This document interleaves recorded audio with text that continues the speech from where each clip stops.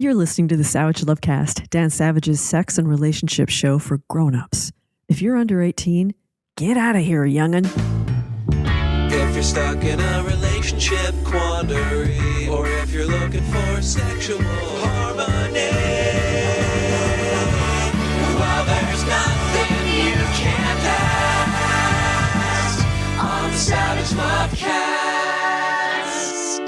I don't buy drinks for awful people, but when I heard about this event happening nearby, man, I was really tempted to make an exception. Attention Treasure Valley, the Heterosexual Awesomeness Festival is coming to Boise. This isn't just another festival.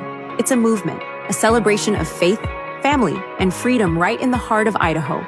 The Heterosexual Awesomeness Festival is the brainchild of a bar owner in Boise, Idaho, a former California cop who moved to Idaho, and the Heterosexual Awesomeness Festival is happening the same weekend as the annual Pride celebration in Boise. And yeah, I am really tempted to start a GoFundMe and get homos all over the world to raise the money to buy the first round of drinks for everyone at the Heterosexual Awesomeness Festival, or the Hetero Awesome Fest for short. Now, I'm not going to do that. We are not going to do that. There are better causes. There are better uses of our money right now. For instance, supporting pride events after big corporations pulled out. So long, Anheuser-Busch. Don't let the float hit you in the ass on the way out. Abortion funds need our support right now. Trans people being kicked out of the military need our support right now. Immigrants' rights groups need our support right now. So we're not raising money to buy drinks for assholes at the Heterosexual Awesomeness Festival. Not a cent. I'm not even going to buy a t-shirt, which I was really tempted to do after I found my way to their website. Hell, I was tempted to buy all of their t-shirts and resell them to gay men. I mean, I could see gay men wearing Hetero Awesome Fest t-shirts to the bars in the same spirit that stoners wear Dare t-shirts to concerts. Oh, and the t-shirts for sale at the Hetero Awesome Fest website, they're unisex.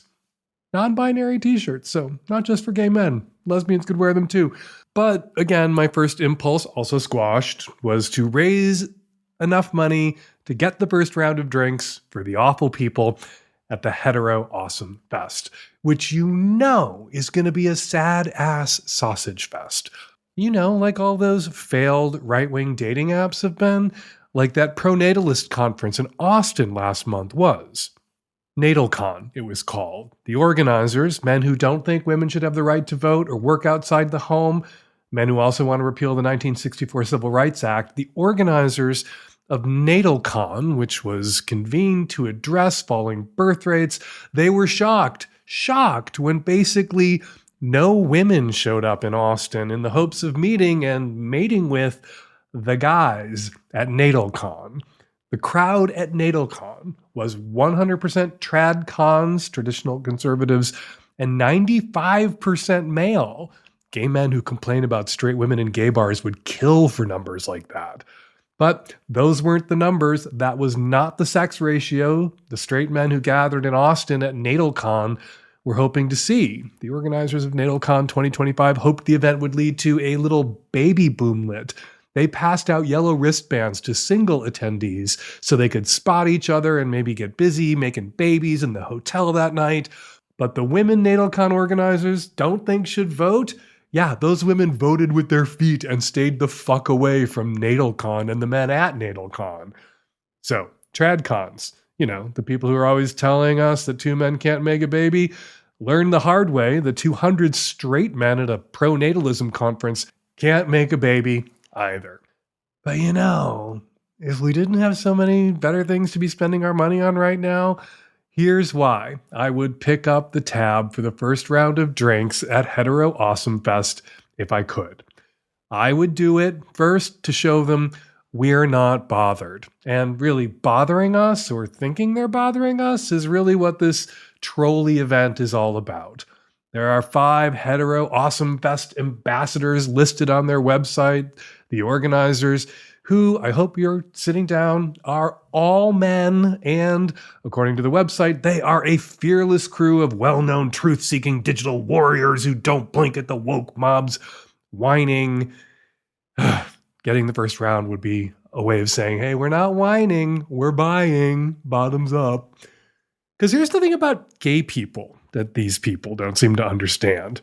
We don't think straight people are gross, or that straight sex is bad, or that straight people are the enemy. We actually believe that straight people and the kind of sex straight people have is pretty awesome.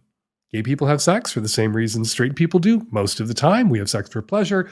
But every once in a while, you guys, straight guys, Awesome Fest ambassador guys, you do this special thing that only you can do, or only the kind of sex you're known for, the kind of sex you're named for can do, which is sex that anybody can have, including gay and bi and trans people when they wanna, but you do this thing. You, straight sex does this thing. You can make a baby. Sometimes you do it on purpose. A lot of the times you do it by accident, but you do it. You make babies. Good for you. And good for us, because a certain number of those babies you make are going to grow up to be gay. So, no straight sex, no gay people. Less straight sex, fewer men to choose from on the gay cruise. So, this idea that the gays are opposed to straightness or offended by straightness or see straightness as some sort of existential threat to our way of life? Girl, no. Stop projecting. We're grateful to straight people. We reproduce ourselves out of your bodies. I have straight sex to thank for my husband. I have straight sex to thank for my boyfriend. I have straight sex to thank for every guy I have ever had an awesome homo fest with. So straight people, if things weren't so dire right now, if we could spare the money, I would totally pick up the tab for the first round at the Hetero Sexual Awesomeness Festival to thank you for your service and to help you get laid. Because we're counting on you. We are counting on you to make more of us. There are 25-year-old gay men out there who want to be hot 50-year-old daddies with hot 25-year-old boyfriends one day, and they can't do it without you. But your politics, guys on the right, guys showing up to the natal conference, your politics is getting in the way, getting in your own way. You are standing on your own dicks. It's not doing us any favors. The falling birth rate is bad for the gays too. Your politics is bad for the gays, the straights, the planets, bad for everything. But it's not good news for you that straight women would rather hang out with their gay friends at Pride than show up at your natalist conference or get on your right-wing dating app or keep an eye on their drink at your Hetero Awesome Fest. That is a problem that right-wing straight men have created for themselves. And it is a problem that straight men, the ones who want to find ladies and make babies, are going to have to solve for themselves. And hating gay people just a little harder, being just a little trollier, yeah, that's not the way out. That's not the fix. Something to think about when you're buying your own drinks at your Hetero Awesome Sausage Fest. All right, coming up on today's show, a gay top worries that his gay bottom boyfriend needs a guy with a bigger dick, or lots of guys with bigger dicks. And a straight woman who's attracted to gay men but willing to settle for bi guys wonders if there's a bi guy out there willing to be monogamous with her. Can bi guys do monogamy? Also, a woman calls in who had a strange reaction, a disturbing reaction to forced orgasm play with her dom. And our guest this week, Christine Wentz, author of Funny Because It's True, How the Onion Created Modern American News Satire, is here. She's an old colleague of mine, one of my first editors. We talk about the news. We talk about Fox News. We talk about our time together working at The Stranger. We talk about iglooing. We talk about the clitoris, where it is and how much of it there is, and more. Part of my interview with Christine is on the Micro. All of it's on the Magnum. Get the Magnum now by becoming a subscriber at savage.love. But we have plenty of great stuff for you, Magnum subscriber or Micro listener, and it starts right now. This episode is brought to you by Helix Sleep, makers of My Mattress. Well, My Mattress says, and your next mattress or mattresses if you, like me, need more than one. Right now, my listeners get 27% off site-wide, plus a free bedding bundle with any Luxe or Elite mattress order. To get your new mattress and your free bedding bundle, go to helixsleep.com/savage. This episode is sponsored by Hims, affordable access to ED treatment, all online. Start your free online visit today at hims.com/savage. This episode of the Savage Lovecast is sponsored by iRestore Professional for regrowing hair using light therapy. For a limited time, get a huge discount on the iRestore Professional when you use code SAVAGE at iRestore.com. Hi, Dan. I'm a early 40s gay guy on the West Coast. I have a question about dick size and bottoms, specifically 100% bottoms. So I was in a relationship for several months with a guy who was 100% bottom. This was kind of new for me. I'm used to being with guys who are verse. And I learned that he definitely fetishizes big dicks. And this got me thinking a bit about my local sex store, in which all of the dildos, I would say 90%, are either porn star large or, as you well know, much, much, much larger than that. So I guess my question is just about the psychology of bottoms. Is it always just about like moving up in size and increasing that feeling of pressure or being full, quote unquote? And then I guess my second question is there any hope then for us guys out there who are average or on the smaller side of things? Or I don't know, should I just date like more verse guys who don't necessarily want to take giant dong or try to? Not all bottoms are the same. People bottom for all sorts of different reasons. For some, it's how the dick feels, how those big toys feel, that filled up feeling you talk about. For others, it's what those big toys mean, what those big toys symbolize. To be opened up like that, to be able to take something ridiculously huge. It can give a guy a sense of accomplishment. It can give a guy that I'm just a whole sir feeling that some guys really enjoy. And of course, for other bottoms, it's a combo of how it feels and what it means. Or sometimes it's how it feels. Other times it might be what it means. It's really, as all sexual experiences are, very deeply personal and subjective. Not all bottoms are on some sort of dick or toy escalator where everything that goes into them needs to gradually get bigger and bigger and bigger over time for them to feel satisfied. There are plenty of guys out there who are bottoms, who enjoy bottoming, who want a normal, average sized dick that they can take regularly and ride and enjoy and get plowed. But there's a limit physically to how much they can take, or they have no ambitions to take bigger and bigger or ridiculously big toys like the sometimes, conversation piece stunt toys that you see in sex shops that aren't really going in anyone. Just because somebody made it out of silicone, made it look like a dick, and put it on a shelf in a sex toy shop doesn't mean that anyone's ever, talking about the really ridiculously huge things, ever had that in his ass. There might be people out there who wish they could get that in their ass, but the guys who actually could get the like giant ass thigh-sized toys in them, yeah, they're more mythological than they are real. Don't let the fact that there are some guys who are bottoms who really want bigger and bigger things, bigger and bigger toys, bigger and bigger dicks in them make you feel insecure about the size of your dick.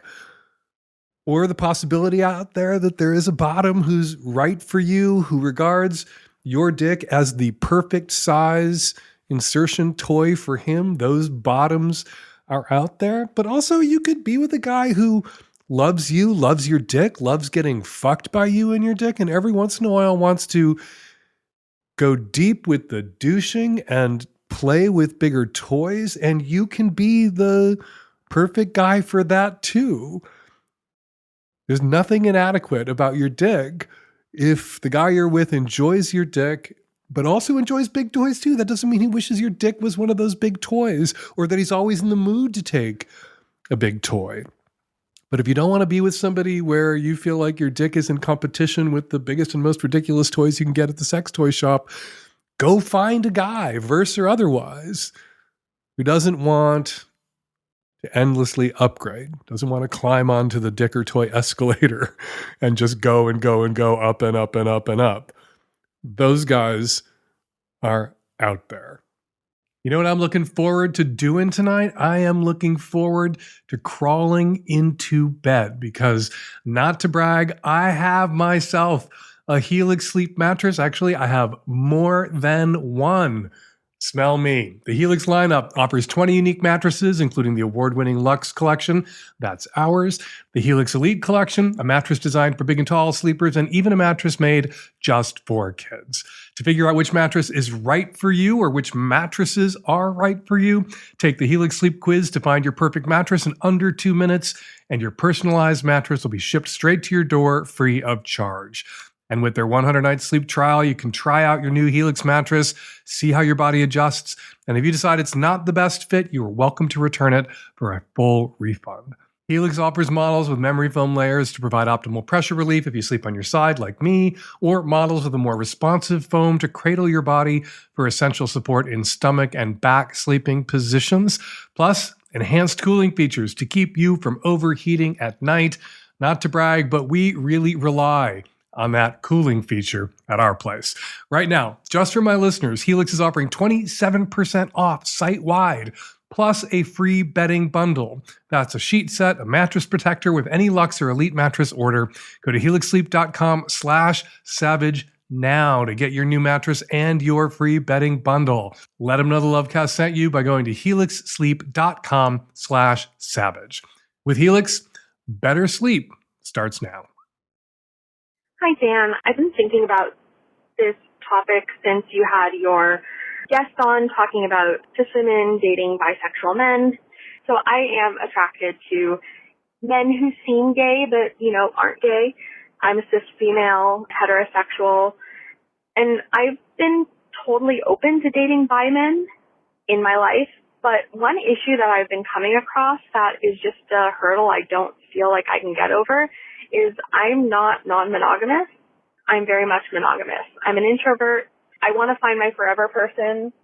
And while maybe I would be open to opening up a relationship after one is established, it's not something I would like to put on the table right away. And I was just wondering, is monogamy something that is reasonable to look for if I'm narrowing my dating pool to really just dating bi guys? I'm not sure if that's a reasonable expectation to have, because a lot of bi folks that I've met are also really open to non-monogamy, which is totally fine, but it's just not the relationship style that would work for me. And I just wanted to know if that was a reasonable expectation for me to have, that if I had a bisexual male partner, that they would be open to monogamy. What's the point, I guess, of being with a bi guy if you don't ever want to let him suck a dick or watch him suck a dick? How are you going to know for sure that he's a bi guy? Trust but verify. You might meet a straight guy who wants to date you badly enough to pretend he's bi. Look, is monogamy something reasonable to look for or expect or ask of someone? I'm the guy who tells people that if you're with somebody for 50 years and they only cheated on you once or twice, they were good at monogamy, not bad at monogamy. That's me. I'm that guy. I'm not convinced that decades of flawlessly executed monogamy is a reasonable expectation for one person to ever have of another person.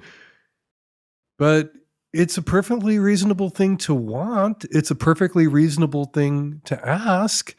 And people should strive to honor the monogamous commitments that they make. So yeah, you do you. If I were with a bi guy, if I were a straight cis woman with a bi guy and I kind of liked bi guys and wanted to be there, I would want to see a dick in that guy's mouth every once in a while myself. And you hold that out as perhaps a long-term possibility, opening the relationship at some point down the road. But that's not even something you want to entertain at the beginning of the relationship. You don't even want that on the table. You want a monogamous commitment that then at some point way down the road, if you feel like it, you might want to revisit. But at least initially, you don't want that on the table. You want a guy who wants to make a monogamous commitment to you. And you can definitely make monogamy, a monogamous commitment, a condition to date or see you. You can make that a price of admission that the bi guy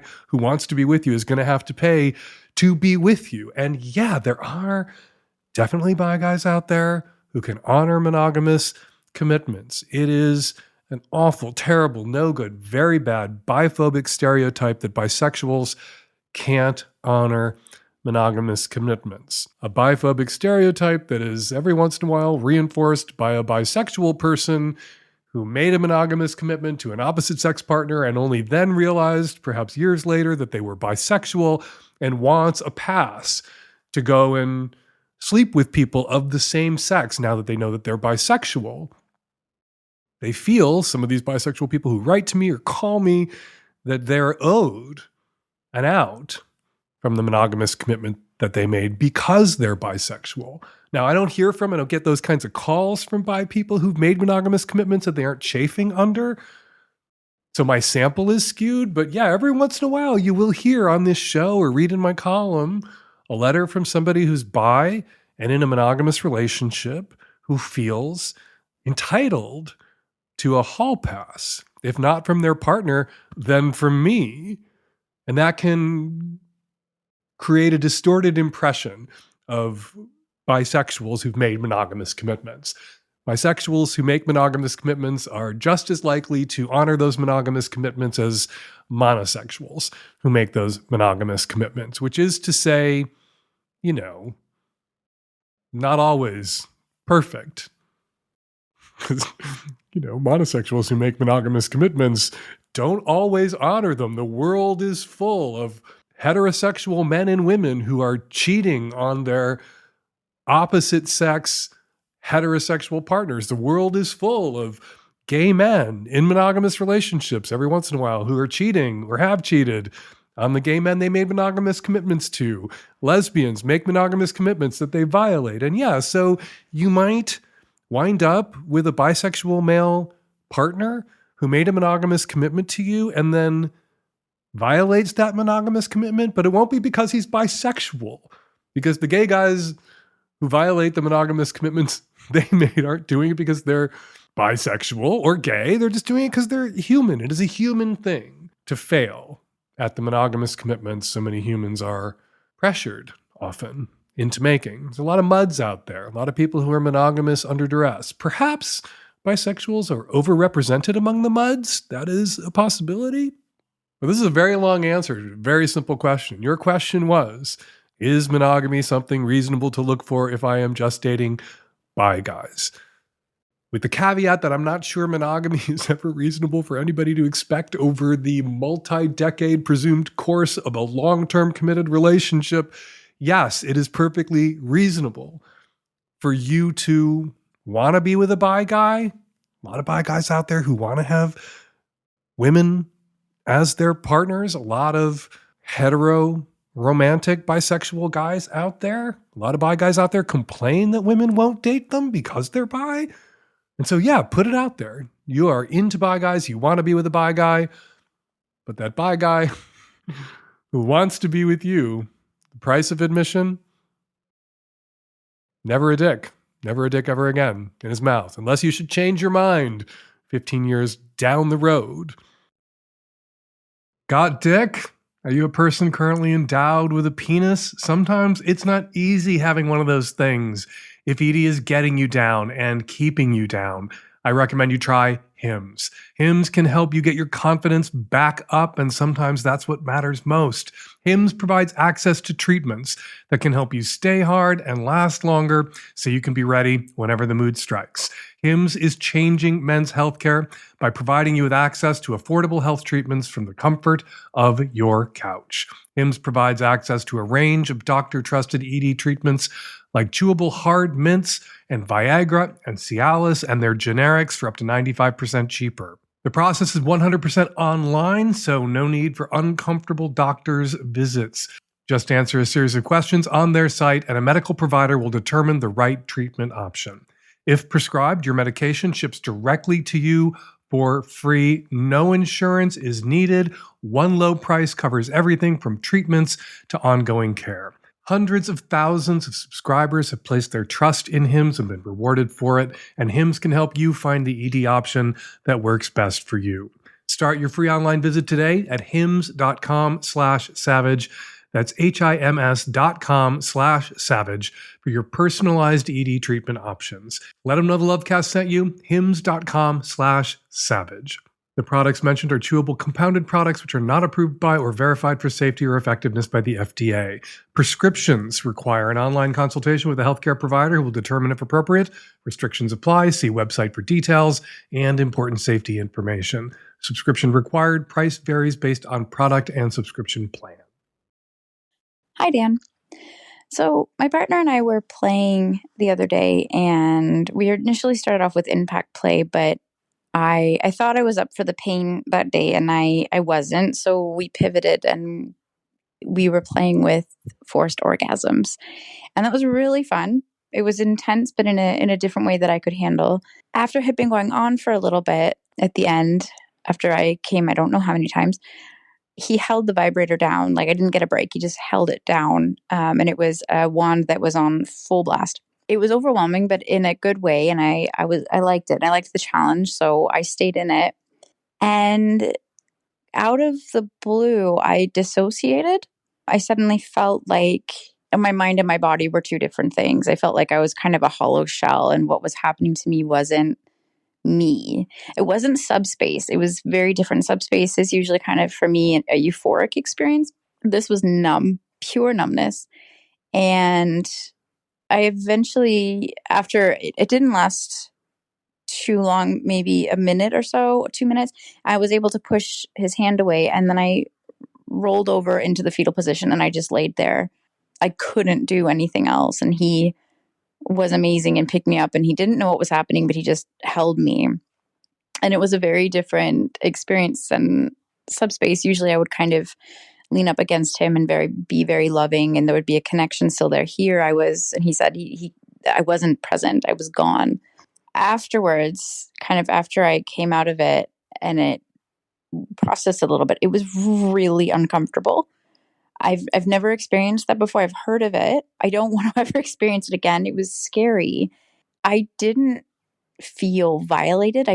Wasn't in pain. I didn't quite know what triggered this. I'm wondering, is this a thing? I've never heard any of my friends or my network talk about this. So is this a thing that can happen in BDSM play? And is there a way to prevent it? I think now that we know what it is, we'll, if it happens again, which hopefully it doesn't, we'll be able to handle it.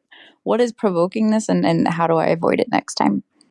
This is definitely a thing that can happen. It literally just happened to you. And this has happened to other people who were doing physically intense things, and not just kink, not just S&M, but people who were pushing themselves to their limits with extreme sports or running marathons. You can crash out. You can push yourself past your physical and emotional limits. And that's what you two did. You say that it was intense, what you were doing, shifting from impact play to this forced orgasm session. You say it was intense, but in a different way that I could handle. No, obviously, at some point it was more than you can handle. And your body pulled the ripcord. Your body crashed out. And so how do you prevent this in the future? Well, you look back at this experience and you take away from it this lesson. There is a limit to the number of forced orgasms that you can take in a row. You need some pacing breathers, that you can't go from orgasm to a powerful Hitachi magic wand vibrator pressed into your clit, pushing you toward another forced orgasm, because this is now something that you know about yourself, that there are these physical and emotional limits to how much you can take in a single session.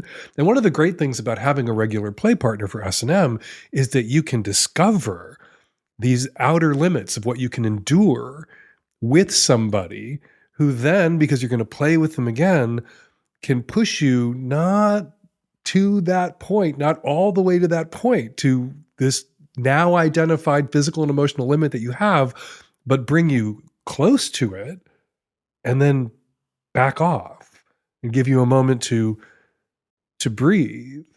But yeah, this is a risk. You know, when you do physically intense BDSM play, you say you started with impact play, you went on to a long forced orgasm session. This is powerful stuff that you're playing with, physically and emotionally. It stirs things up. It is intense play. It is varsity level kink. And so, yeah, you should definitely think about this experience. You should talk about it with your partner. You should do a little forensic accounting. You should interrogate it. And you should ask yourselves, ask him if there are any signs as you were getting close to this physical limit, that you were getting there. And then when you play in the future, you're going to play with this limit. Maybe this limit will expand. Maybe you had 30 orgasms in a row and 31 was too much, and you're going to have to back off to 26. You can continue to play with and test this limit and perhaps expand your limit. But you learned in this session that you have a limit, that there are limits to the numbers of orgasms that you can have in a row, that it is possible for your partner that you love and trust and feel safe exploring this stuff with.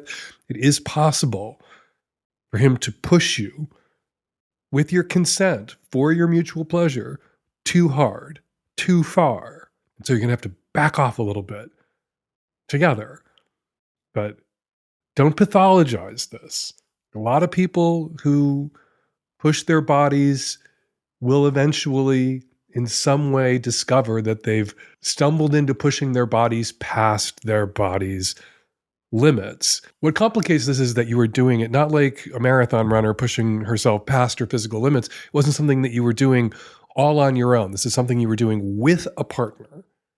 And together you're going to have to figure out, if you don't want to experience this kind of crashing out, disassociative feeling again, you're going to have to really identify a line that's well before the risk of, again, crashing out like this. There are two ways you can look at this: as something that went terribly wrong, or something you learned and discovered about yourself. And now knowing where this line is, it makes play with your partner safer than the play with your partner was before you discovered this hard physical limit. This episode is sponsored by iRestore. Hair loss is an enemy to humanity. The iRestore Professional is clinically proven to regrow hair using an impressive 282 lasers and LEDs that deliver powerful light therapy directly to your scalp. Just pop it on when catching up on your favorite show, reading, or winding down for the night. It's hands-free, lightweight, and incredibly easy to use, making it a seamless addition to your self-care routine. The iRestore Professional features dual wavelength technology that penetrates deep into the scalp, reactivating dormant hair follicles and promoting regrowth from the inside out. The combination of lasers for deep targeted stimulation and LEDs for broader scalp coverage ensures that every inch of your scalp gets the attention it needs. And you can pair your iRestore Professional with the Revive Plus Max Growth Kit and Revive Biotin Vitamin Gummies for the ultimate hair care upgrade. For a limited time only, my listeners are getting a huge discount on the iRestore Professional when they use code SAVAGE at iRestore.com. That's promo code SAVAGE at iRestore.com to get huge savings on the hair regrowth device you've been wishing for. Start feeling like yourself again. All right, this week we've got an interview for you that varies a bit from the standard Lovecast format, standard Lovecast guests around here.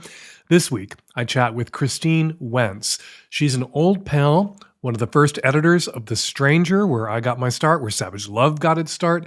Christine just published a book about The Onion called Funny Because It's True, How The Onion Created Modern American News Satire. She was a member of The Onion's original staff from 1988 to 1990, and then moved to Seattle, where she shared a cubicle with me at The Stranger when Savage Love was just finding its legs. Christine, thank you for coming on the Savage Lovecast. Thanks for having me, Dan. I'm so excited to be here. It's just like the old days. It is like the old days. We're both in the Stranger's offices together right now. I know. Before we get to the book, please tell me all about Penisphere. Yeah, it's in the book. That was probably the only Onion front page story that I wrote on my own. And this is circa like 1989 or something. And yeah, as far as I recall, it was something about what if the whole, like, instead of being afraid of vaginas, what if we were afraid of penises instead? And wrote the article in the form of like a parody and like report on like academic research piece. So you wrote an Onion cover story back in the day. When the Onion was first establishing its voice, you helped establish the Onion's voice. Yeah, I mean, like in a tiny, tiny way. I mean, mostly people after me did what we considered to be like the Onion's, mature voice, if you can say that. But yeah, people remember that issue, and I didn't realize people remembered it until I started researching the book, and it was like, on sale on eBay, called the Iconic Penisphere issue and stuff like that. So yeah. If you had to describe the Onion to somebody who had never heard of the Onion, wasn't familiar with the Onion, maybe somebody who's 20 years old right now who hadn't heard of the Onion, hadn't been exposed to the Onion, what is the Onion? What was the Onion? The Onion is a parody of news and the news media, and it takes the form of the media that it is parodying and satirizing, really. And the point of the Onion is to kind of point out the flaws, I think, in public discourse, and also to be like silly and absurd, because there's a lot of that out there too. And it's, uses kind of classic satiric tropes of comforting the afflicted and, speaking truth to power and all that kind of stuff, and also being very silly. So yeah. The Onion's mission, you say in the book, was ridiculing humanity, especially American humanity, and how it uses the media to both enact and enforce its stupidity. Yeah. At the creation, Tim Keck, Chris Johnson, they were the co-founders of The Onion. Tim Keck, who would go on to become the publisher of The Stranger, found The Stranger. It began as a parody of these small-town newspapers Tim grew up reading in rural Wisconsin, became a parody of bland national news, sort of USA Today style newspapers, then a parody of cable news. Onion Vets helped launch The Daily Show with Jon Stewart, The Colbert Report. Now there are no small-town newspapers to make fun of. Yeah. The USA Today, I don't even know if it's in print anymore.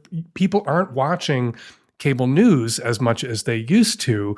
So The Onion was just relaunched. What is The Onion? What can it be a parody of now? Because for it to be a parody of small-town newspapers or a parody of a bland national newspaper, that required an audience who was familiar with the thing that was being mocked. And with the fracturing of the media and the atomization of media experiences, what compares to the ubiquity of the small town newspaper or cable news that is possible target for the Onion satire anymore? Yeah, it's interesting. So they're still kind of doing what they did before, but the Onion, I think, so I talk a little bit in the book about how media kind of creates reality, and I think what the Onion is starting to do with they have new owners as of last year, they're kind of stepping out of, like, they're sort of coming out from behind the screen and going out in the real world. So something that got a lot of press was when they won a bid to purchase InfoWars last fall, and that's now tied up in court, unsurprisingly, but I thought that was super fascinating. And InfoWars is the right-wing conspiracy. Yeah. I don't want to call it a news network. It's a no, web it's broadcast. Not. It's like some kind of weird right-wing performance art thing. And Alex Jones, who's the founder of it and the lead voice, traffics in conspiracy theories, attacked the parents of the Sandy Hook victims, claimed they were crisis actors. They sued him, $1 billion judgment against him or something. And so it's forcing the sale of InfoWars, and the Onion tried to buy it. And I thought, okay, this is a mass media experience now, or like YouTube could be something the Onion parodies, or TikTok or Twitter. But can you parody those things? Aren't they self-parodizing? Yeah, I don't know. It's interesting. They're kind of moving. I don't know. I don't. It's too early to say. But I, as far as I understand, they're going to be maybe moving in a direction of more sort of kind of public stuff like that. I don't know. Like pranks is like too small of a word. I think of it as some kind of situation as sort of performance art. And it's like, what do you do when everyone's worldview is shaped by their little glowing screens? You have to put people back in the real world somehow. And that's kind of what's left for the Onion to kind of occupy. And so I think, I'm kind of like extrapolating here a little bit, but I'm super interested to see what they do over the next year or two. So the Onion was famous for its headlines. One of the headlines when I read the book, and the book is fascinating. I'm in there. I'm not a fascinating aspect of the Onion. I had nothing to do with the Onion. I lived in Madison briefly, intersected with a few people, met Tim Tim Keck before he started The Stranger, and that's how I wound up writing the advice column for The Stranger from the very first issue. But I never was involved with The Onion. Famous for its headlines. People used to swap Onion headlines online, and two jumped out at me reading the book. Canada signs non-aggression pact with United States from November of 1990, which seemed absurd then. It did, yes. Doesn't seem so absurd now. Yeah. There's a later one that's perky Canada has own laws and borders or something like that. So there's the Onion's been sort of like poking fun at like, you know, the gentle humanity of Canada for a long time, but now all of a sudden it's different now, right? The other headline you cite, when the Onion was kind of going national, becoming a bigger deal, and having to worry about how some of its headlines might be taken out of context or misconstrued. And you labeled this headline unfunny, but it made me laugh out loud. Christ kills hooker. Yeah, I was hoping that one. That was the Onion. There was like a dark period, and the Onion was doing some pretty dark jokes. There were some very dark, like Kurt Cobain jokes and that sort of thing. And I was hoping that was like a meta joke about offensive jokes. That's like my sort of excuse for that one. Yeah, I'm sorry, but I loved that one. And a lot of the headline, the Onion team wound up bringing out a book called Our Dumb Century, which was Onion front pages from 100 years, from 1900 to 2000. And it was such a genius parody of, and one of the things the Onion has always parodied is kind of the self-importance and up its own acidness of the media and its self-regard. And it's harder to parody that now because everyone's ironic in a way that the mainstream media is self-aware, has become self-aware. But some of the headlines in Our Dumb Century were as dark as Christ kills hooker.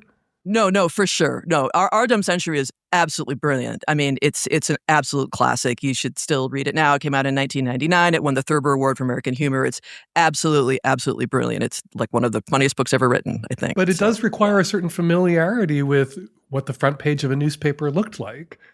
No, absolutely. But part of that experience, they had really brilliant designers who like made the, you know, from 1900 through, you know, the style of the newspaper with the way it looks changes over the time. And that, you know, that reminds me of just like the form that the media takes like matters. We kind of forget about that. But like the way it looks, the way this sort of experience, you know, that in your body and your mind and how it works visually, like all of that stuff matters in the media. It's not just the content. You write that the Onion's, what Tim Keck said about kind of the first vein of humor, the Onion mind, was treating big things like they were small things and small things like they were big things. What does that mean? Well, like there could be an Onion headline that's rubber band needed. You know, that's like taking something small and making it big. You know, it's like the art side of comedy and humor and like playing around with like the boundaries and structures around things, I think. Christine and I continue our conversation about the Onion, media, and my humble beginnings at The Stranger on the Magnum version of the Savage Lovecast. And of course, I get Christine to stick around and answer a couple of gnarly sex questions with me too. To subscribe to the Magnum and hear my entire interview with author Christine Wentz, or to give the Magnum as a gift, head on over to savage.love. Hi, Dan. I am a late 30s woman. Let's go with woman. Gender fluid, mostly. Right now, that feels right. I think that the way that I prefer to present physically is more for the female non-binary and queer gaze. I think I look fairly butch, and that's how I feel most me, but the type of men I'm currently interested in dating, I think, have more of like a standard dude appearance, and I don't know if I trend well visually for this group of people. And I guess I've thought about changing my appearance and like letting my hair grow out, or I don't know, wearing clothes that are more femme. But it's not usually what I go for. I definitely look queer and probably like I bend genders. So what do you think I should do? Should I stick with being what's most me and hang out and wait and see what happens? Or do people, I know people obviously change how they look for all sorts of reasons, but do you think it's worth changing how I appear, or would that just be like faking it for a relationship that would eventually come up as kind of being like a costume, I guess? For context, I live in a small town far from other towns, so The dating pool is small. I don't think you should change your appearance. I think you should change your approach, or you should start making the approach. You say you want to stick with the clothing and hairstyle and gender presentation that feels most authentic to you, that feels like you, so you feel comfortable in your own skin. And then with this mostly mask presentation, you say you're going to hang out and wait and see what happens. And that's where I think you need to make a change. That's what you need to change. Not your look, not your hairstyle, not your clothing choices. You need to change that, defaulting to a really kind of feminine approach to dating and mating, which is, being a little passive, waiting for the dude or dudes that you're interested in to make the first move, to initiate things, to approach you. And I think you need to do the approaching, do the initiating. If you have kind of a queerish mask presentation, even if woman works for you right now, you identify as a woman and people can tell you're a woman. But if you have kind of, I'm just going to use the D word, if you have kind of a dykey vibe, those dude bros that you're attracted to, most of them are going to take one look at you and think you couldn't possibly be interested in them. And, the good dude bros, the ones who don't think that every queer woman just hasn't, had the right dick, they're going to leave you alone. So the guys that you're most interested in, who might be the types of good guys you would be most interested in getting with and enjoying having some sort of connection with, those are the guys likeliest to not approach you, to leave you the fuck alone because you have a kind of mask, queer, dykey vibe. And they're, in a sense, by not approaching you, respecting what it is that they think that you are and what it is that they think the signals that you're sending with your clothing and hairstyle and gender presentation, what they think you're telling the world that you want, which they're assuming isn't them. And that would probably be an accurate assumption in most cases. So yeah, don't change anything about your hairstyle. Don't get all girly and femme to attract the guys that you're interested in. Approach the guys that you're interested in. And I guarantee you, some of those guys are going to be very, very into you. There are a lot of guys out there who are into butch women, mask women. A lot of guys out there watch a lot of girl-on-girl porn, and not all the girls in girl-on-girl porn are girly girls. A lot of guys out there are watching girl-on-girl porn where there is a butch, and they're into the butch.